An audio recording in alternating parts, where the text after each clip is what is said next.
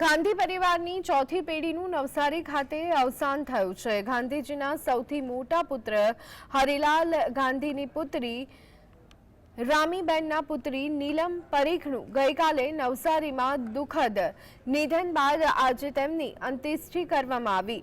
મહાત્મા ગાંધીજીના પ્રપૌત્રી નીલમબેન પરીખ પોતાના પુત્રી ડોક્ટર સમીર પરીખ સાથે સને 1988 થી નવસારી રહેતા હતા।